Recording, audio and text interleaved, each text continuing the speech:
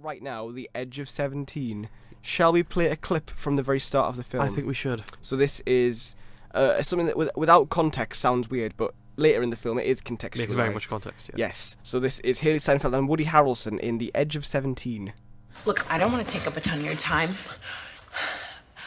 but I'm gonna kill myself. I just thought that someone should know. I don't really know how this works. I'm probably gonna jump off an overpass in front of a semi. So, or a U-Haul, maybe just on a bus. But it has to be big. It's gotta be so big that it just, done, kills me, lights out. Because if it just maims me, and I'm like, well then, how's that good for anyone? Then I gotta find a nurse to smother me. How am I gonna get across smothering if I'm... We don't need to get caught up in the minutia. I just thought that an adult, so you should know. Wow, this is a lot to take in, Nadine. I wish I knew what to say. Well, I was actually just drafting my own suicide note just now. Dear everybody, as some of you know, I have 32 fleeting minutes of happiness per school day during lunch, which has been eaten up again and again by the same especially badly dressed student. And I finally thought, you know what?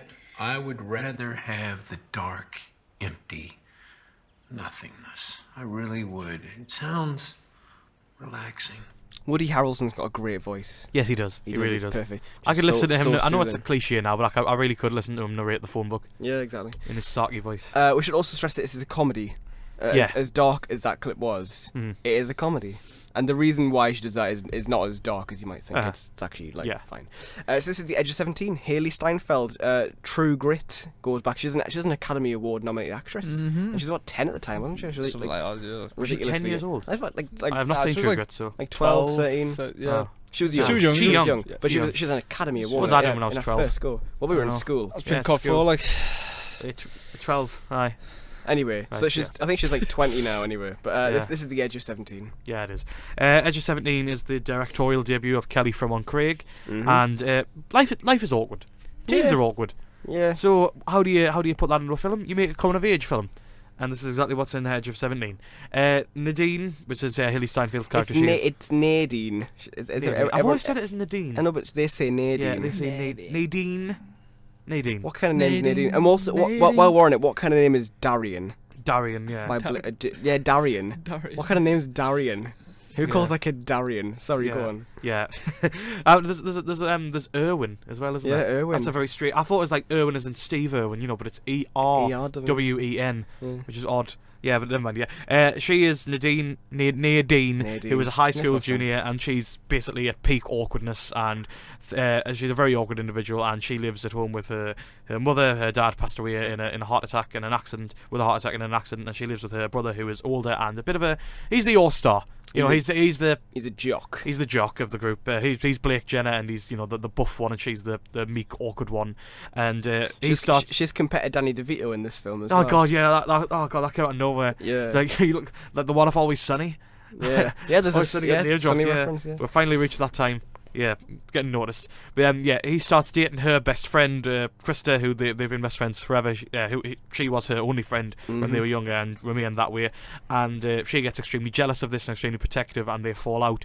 And essentially, it's just her. Well, it's how she becomes. It's her life as she tries to figure out just what she wants for herself and how to move on as Krista becomes friends with his circle of friends, and what her position in the world now is. Now her friend has moved on to other people, and Hailee Steinfeld is a really good actress. She is, isn't she? She's really, really good. I mean, her romantic interest in this film is Irwin Kim. And he is the direct opposite of Blake Jenner's character. Yeah. Yeah. He's just as awkward and nerdy as she is, basically. Irwin's played by Hayden Szeto, and he's a very, very funny and awkward person as well. I mean, the way he speaks is very sort of like stumbling back over himself in like a really, really honest and like a really cute way.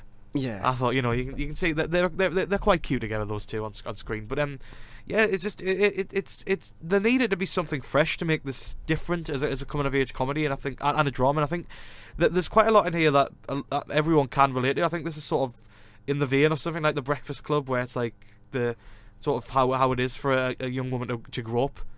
now big statements in a modern world, and I think that they really do sell it with as little cliche as you possibly can, because they really do avoid a lot of the romantic and tension wise and drama wise. They avoid a lot of the cliches that you might expect, and I think there's a lot of justice given to all of the characters in this film. I think it could have been quite easy to make her brother the villain of the piece, but they don't. They give equal justice to all of the films, and while it very much is Hailee Steinfeld's film, they make sure to give all of the characters reasoning and I mean, because naturally in this film there is some antagonism between Hailee Steinfeld's characters and her parents and her mum and her brother, but they are all given equal credence to their own character. I mean, her mother's given a natural arc within the film, her own story. Her brother's given a reason and an arc to his story. They're all painted in the same vein. You know, that nobody's a villain. They've all got bad parts. Hailee Steinfeld's character is extremely, I guess the best way to put it is sort of spiteful. She's introverted. And yeah, she's introverted and a bit spiteful.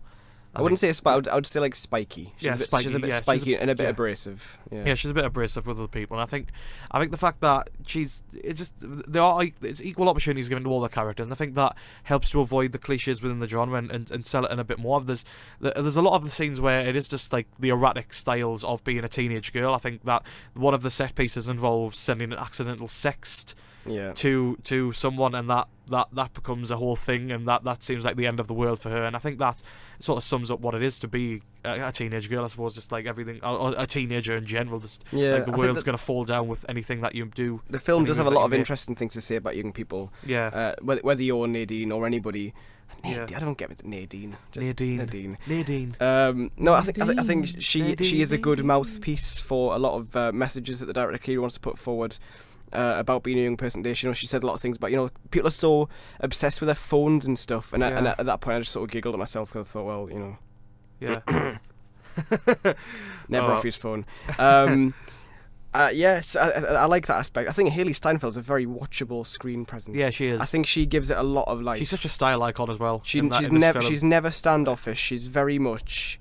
I think it's all interesting. Outfits are great in this film. I think because the jokes are so raw and real, because everything it has that sense of relatability and realness to it, and they've always got a sting in their tail. There's times when they'll say something that's just a bit dark or a bit graphic, and you think like, whoa, this is a 15, like this isn't a sort of wishy-washy, you know, teeny film. It's like, this has got a bit of edge to it. I think it's gonna play well for the teen audience, but also those who've been through it all, and they can all go, God, that was me in high school. Oh, that was me. And I saw a lot of myself in that. If I'm at a party and if I'm like on my own, I'm just gonna walk out. I'm not gonna hang around and wait for people to come to me. I'm not that kind of person who goes and speaks to people, because they're all don't interest me. Yeah, I felt very connected to her. Yeah, there was a lot of relative stuff in there, but I think the fact that it gives all of the characters a fair whack of the bat in this film. Nadine especially is played with great sympathy, and I think it's just her need for affirmation. It's a film that avoids all of the cliches that you would expect from this. I think it was, I think this is really, really, really good. Yeah, I think this was absolutely terrific. I think that the fact that they do it, it's just the relationship that he has with all of the characters. I think the relationship she has with Woody Harrelson's teacher. He is one. He's great. He's just so good, isn't he? And he's the deadpan tone of voice he has, but in the end he turns out to be a real family man. You know, again, it's a character given a fair whack of the bat, because they are all normal people trying to help her. No one's a villain. It's all just different people going through different problems and trying to get through life. And I think it does a really, really good job of portraying what it is like to be a hormonal teenager of her age. If I'm going to criticise the film, I would say it's a bit uneven, and I think it's a bit chaotic at times. But I think That's just being a teenager. I get that. I think it's I think it's too chaotic sometimes. I get that it needs to be chaotic, but sometimes it's too chaotic. It gets a bit lost. Some of the messages kind of get a bit lost in all the chaos, and it's a bit predictable. But I think for its audience, I think it will work very well, and I still enjoyed it a lot. Yeah. I do think it's very comfy in its resolution as well. I think that's become a bit of a classic in the future, to be honest. I think it's got a really sharp script, and I think it does have potential to be one of those definitive coming of age films. Well, you've said Breakfast Club, so I'm thinking the same vein. I really am. I really love this. And Hailee, I think just take it easy, right? Because you're doing this whole pop thing now, and I just want to make sure you're okay, because Miley Cyrus is the pop thing, and we don't even need to go there. Yeah. So let's take it easy. You don't need to be Selena Gomez either. She's strange as well. Just take it easy. Take it canny.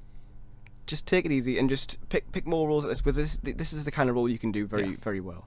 And I hope to see you do more things. Stick to the films. I mean, I do like the song we're about to play, which, besides the point, but I've just contradicted myself quite a lot. But just